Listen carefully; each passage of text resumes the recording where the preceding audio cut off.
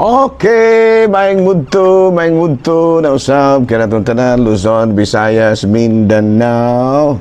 Mayong mudto Philippines, may mudto world, may mudto universe. Ana na punta mga higala sa atong tulumanon sa kahanginan. CONA Catechesis on Air. O ako lang gihapon kini mga higala inyong ubos nga alagad Reverendo Padre Edwin Academia Acab.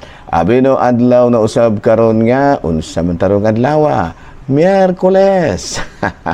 Pizza 14 na pod mga higala niining bulan sa Enero. Abino og mga adlaw mga higala fiesta diri sa amoa sa amoang barangay Awaan, no? Alang ni atong gustong mamista ha, no? Kining amoang fiesta diri sa Santo Niño daghan gini, no? Kini pong kini bitang Nazareno, daghan po ni kayo higala, no? Kay last time ako man laging gipagawas ang katong sa pista sa Domingo ba, kay kuan man lagi to baptism of Christ niya, pista po sa Nazareno, no? Abi ning daghan na gyud mahigala, no? Makaingon gyud kita nga dako gyud kayo og kahulugan, no, ang atong mga debosyon alang kanato, no? Tungod siguro, no, kay murag doon na mga tao nga murag hopeless na bitaw ba? Hopeless na sa ilahang para nila ba ang ilahang kinabuhi murag gamay na lang jutay hopeless na, no? Munya ya duli ya murag dili man lang kita makasalig na kaayo pud sa uban, no? Sahay sa atong mga politiko murag di na kita kasalig na usahay po din na punta kasalig gani sa atong kaugalingon muna nga ang uban ni salig na lang yun sa atong mga debosyon, no? Nazareno binaghanan tao parehas Manila mahigala nga kilabihang daghana murag a sign of hopelessness na with regards to human capacity, murag nga ang uban mudangop na lamang gyud in taon sa murag nahimong na lamang mahigala, no? Murag katubit ang dili bitaw kaayo pod ba relihiyoso pero narelihiyoso og ahat tungod sa kalisod sa kalibutan, no? Kaya ang uban baya mahigala murag naahat na lamang ka relihiyoso tungod sa kalisod ba, kaya doon naman gitawag og kana bitang acquired gyud nga pagkarelihiyoso. Doon na po yung uban nga napugsa na lang pagkarelihiyoso. Okay nga naman. Doon naman lagi mga murag na hopeless o parehas karon mga higala nga murabag ang atong murag dili nakita kasalig po ba gani si Presidente Bongbong murag hapit na magpugani in town filean o kanang impeachment nga sa ato pa murag doon na po yung ginagmayng gitawag na mga grounds nga angay gud siya pong i-impeach o niya si Vice Presidente Sara Duterte murag banhawon ug balik ang iyahapon nga kinibitang impeachment po niya. So para sa ako lang ba murag aside na nga ang mga tao murag hopeless na kayo sa kuan kana bang kalibutanong tabang mo na nga uban mo sandig na lang gyud manghigala sa langit nung panabang mo na nga daghan kayong mga nanagdebosyon sa Senior Nazareno kay gani diri sa Ayungon tamang pagmiintaon imahe diri, no? Adaghang gid in taon po kay manghigala nga nagpakita gid sa ilahang pagdebosyon, no? Kanang ako mang naman pong pahalok gamay pud ba dili man gyud kaayo po lagi na kuan diri pero daghan biya gyud kay mahigala sa pahalok sa Nazareno og ingon man usab karon na porong Domingohang moabot pizza 17 kuan na pod ang pizza 18 ang kuan pod ang Santo Niño, no? Ikatulo man na mo man siya ang piyesta sa Senyor Santo Niño daghan po gyapong tawo mahigala, no? So muna nga kutob mahimo lang gyud, no? Murag pakita ba nga murag ang mga tawo murag na hopeless na sa kalibutanon nga panabang muna nga ni wala lang yun napugsa na lang po din taon og debosyon. Dili na to murag sa ako ra po dili gyud na mo stand sa simbahan pero sa ako ra bang analysis ba nga bisan ka to mga dili kay relihiyoso naahat na lamang ka relihiyoso tungod parehas ba sa doon naman to nahilabo laging mga kalamidad mahigala, no? Human sa kalamidad ang mga tao marelihiyoso biya kahat manimba na lamang, no? O kanang managdaot no? So bada nga siguro kuan gyud kining gitawag natong papel gyud sa simbahan nga ma-regulate pud na, no? Kay basin bag mga himo na hinoong mga fanatics ang mga tao ba papel na pud na nato mga simbahan nga ang ato pod nga pares bagay sa gipasabot sa mga obispo dito sa kuan sa Manila nga mura bag giinan ang mga tao nga ang pagdebosyon sa kanang ang pagdebosyon ba sa mahal nga Nazareno mo sangpot gyud usab sa kausaban sa kinaiya sa tao sa pagbuhat og maayo. Murag ingon ana ba? Namuna nga ato pong guidan po nato. Kaya when it comes to devotion, murag nagkagrabe ang mga devotion karon tungod lang ining hopelessness na sa ato ang nasod kay murag daghan na kayo ang mga anomalya no kani nakadungog ko itong kan ba to sa Lunes mahigala nga ang BFP kana siya na BFP ba Bureau of Fire Protection mura og naa na pud sila ginagmay pud nga mga giatubang pud nga mga akusasyon nga kanilaging mga manguan man lagi ta kanang paraber bitaw ta ma-approve ang ato ang kana building nga gipatukod matagaan ta og kana bitang kana building permit baligyaan pug ka og kining sa ngalan anang fire extinguisher nga pila ka doble ang kamahal nya mahat na nya dili pag yun pwede og atutas laing tinda atutas laing kuan mo palit kinahanglan nga ilaha gyud murag ingon-ingon ni ana no mga murag 30 million madagay ito ang kaso nila no ana no nga allegation pa manoon dili manoon ta makaingon nga mauna gyud na pero at least ang mga tao murag napula na og sigig paminaw og mga ingon-ingon ni ana ba mga kahiwian mo na nga ang uban naahat na laman itaw debosyon sa Nazareno.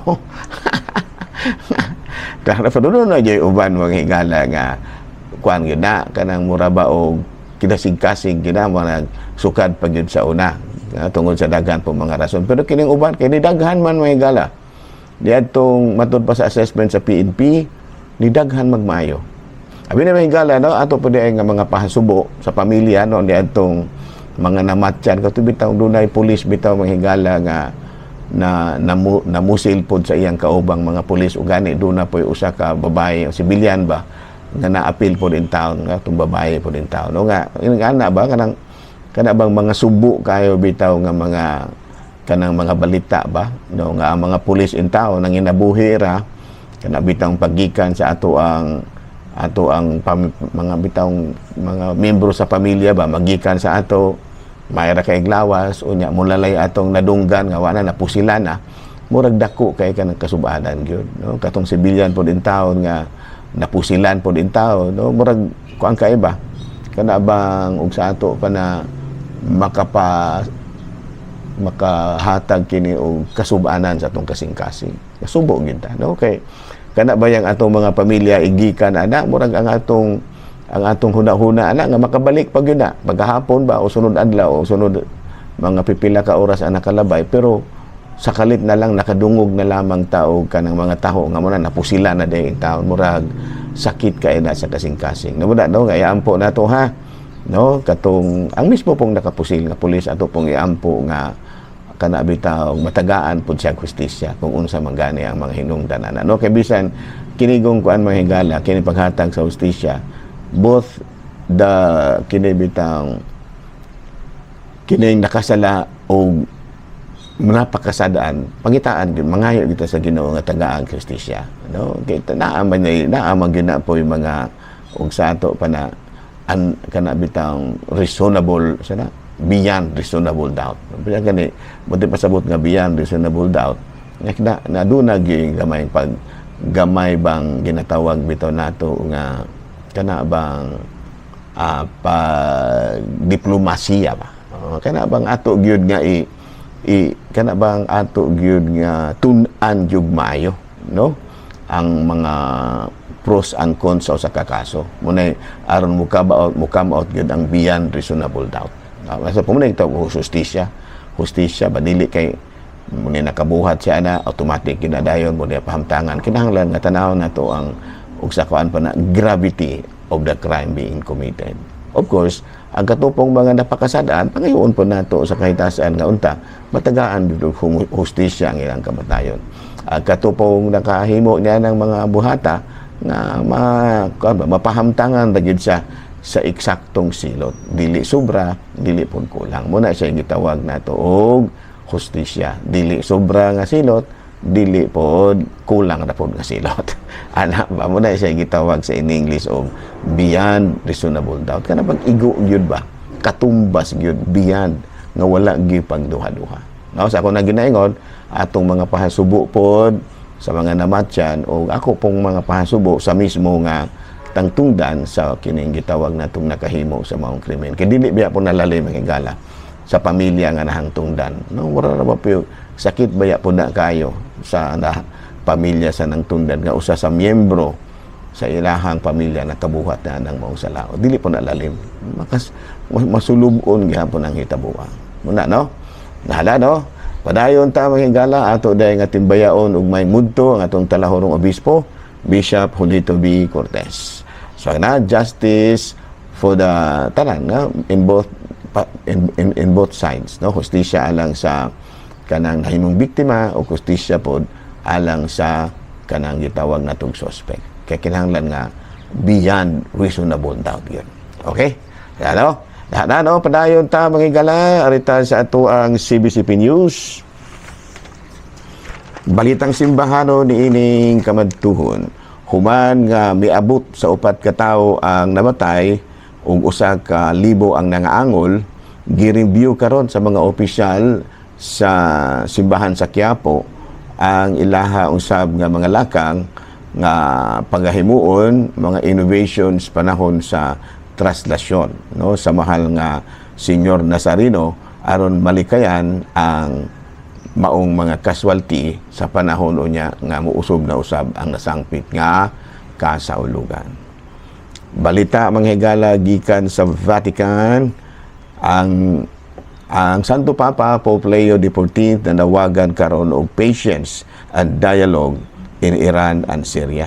No, labaw pa nga padayon karon nga ang gubat sa Russia ug sa Ukraine ug gani bag-uhay pa lang hugot nga gisaway sa talahorong Santo Papa ang gihimong pagpamumba sa puwersang Russian ngadto sa mga sibilyan nga mga Ukrainians. Mao kadto mga higala no, balitang simbahan ni ining kamudtuhon ug padayon kita sa atoa nga mga buhatonon. Nahala no, ari na ta mga higala sa atoang topic. Unsa may atong topic?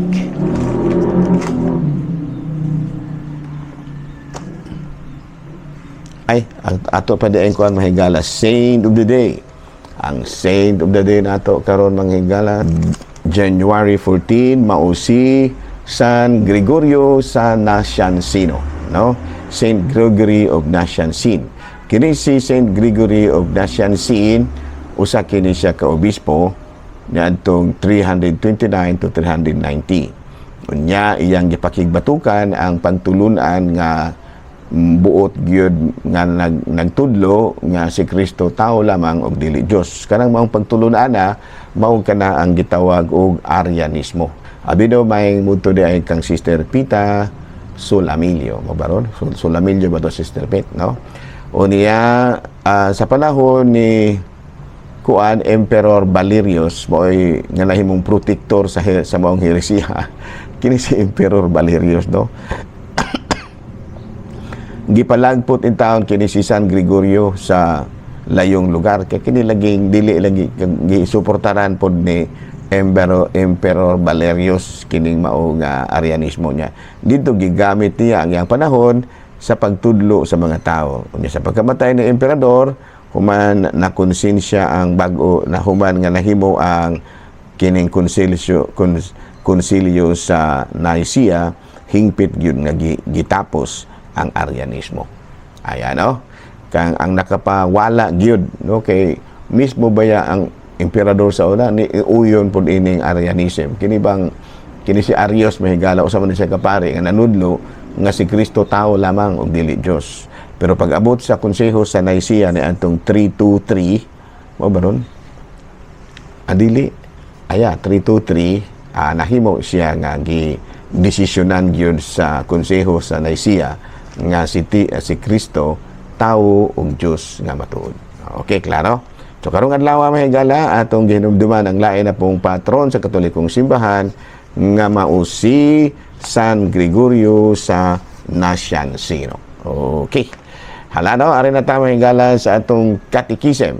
Ang atong topic karon sa atong catechism, God created man, male and female. No? Man, male and female. Kasi ato pa kung sa Bible mahigala kung mag-ingon na gani kitag man, dili na ingon nga lalaki ra, no? Male and female. No, sa to paghihimo sa Dios ang tawo, babayi o lalaki. Although nga aduna gyud kalahian ang babayi o lalaki, pero aduna po na siya ay kasamahan. No, ano do na kaparisusan, no? Bisan tuod kung dili gyud pareho, no? Nya ang kasamahan ang maong kalahian ug ang kasamahan kabubuton gyud sa Dios. Unang-una, kanang ang babae ug lalaki gihimo gyud nga equal. No, they were equally created. No, kay katong basahon manghigala sa Genesis chapter 2 verses 7 to 22, nya gikuha sa Dios ang yuta o sa pa nagtakilid man tagamay ha tarungon talibe ana sige. Og nagbuhat siya tao gikan niini, gihuy pa niya ang lungag sa ilong sa tao o aron paghatag og gininhawa og kinabuhi, ug ang tao nakabaton og kinabuhi. Unya gipakatulog sa Dios ang tao ug samtang nahinanok siya, gikuhaan siya sa Ginoo og gusok o gihulma niya kining unod. Ang maong gusok gihimo na nga usa ka babae ug gidala niya ang babae ngadto sa lalaki. Nga sa ato pareho sa gyud ay ko kay ang babae gihimo man gikan sa lalaki. Sa ato pa they are both created equal. O sa makaingon kita nga ang pagkalalaki ug ang pagkababae kaubuton gyud sa Dios. Maayo ug ang babae adunay dignidad nga gasa sa Dios nga iyang mabubuhat ug diha kaniya masinati nato ang kaalam ug kaayo sa Dios. Laing pagtulunan nga atong makutlo mao nga ang babae ug lalaki gihimo alang sa usag usa. No? They were both created for each other. Ayan, no? Sa to pa dili di ay ingon nga lalaki lahira, no? Ang babae lahira pod. Ang matag usa nagkinahanglan sa usag usa. Gihimo ang babae alang sa lalaki, alang sa lalaki o gihimo ang lalaki alang sa babae. Ayan, no? So alang na atong mga ulay murag mangita-ngita na dagoy tag atong kaparis, pero wala na gyud, kuan na lamang single blessedness na lang, no? Kana bang bisan kun ulitaw ta, bisan kun dalaga ta, pero atong ihalad ang atong kaugalingon ngadto sa Dios. Ato pa ang pagtuman sa kaubuton sa Dios wala mag-agad kung minyo ba tao dalaga. Minyo ba tao ulitaw o dalaga. Ang pagtuman sa kaubuton sa Dios usa kini katahas nga ang tumanon minyo kaman o tagsanon. Okay, klaro, no? Ilaing pagtulunan mga higala sa Genesis chapter 2 verse 20, tungod ini ang lalaki mubiya sa iyang amahan o ginahan ug mutipon sa iyang asawa ug silang duha mahimo ng usa. Ayan, no? So muna siya mga higala. Unya, another topic is unsa man adin sa takutob ha. Murag gihapon na. So atong topic karon, God created man male and female. Nga sa ato pa sa pagtulunan di ay sa Biblia, ang tao lalaki gyud na og babae. Unya matud pa gihimo na sila nga managsama. Unya ang lalaki ug babae nagkinahanglan sa usag-usa. No, matud pa ang babae ug lalaki gihimo alang sa usag-usa. Okay, klaro? Binood din nila sa takutob ha. Daghang kayong salamat, no? Unya kuan di ay kanang alang ni adtong gustong mamista sa awaan, no? Adin o awaan, pizza 15 ilang fiesta, unya alas 9 ang misa. Unya sa tigib, pizza 17 ilahang misa, ang ilahang misa, unya ang oras alas 9 sa buntag. Daghang salamat og maayong mudto Pilipinas.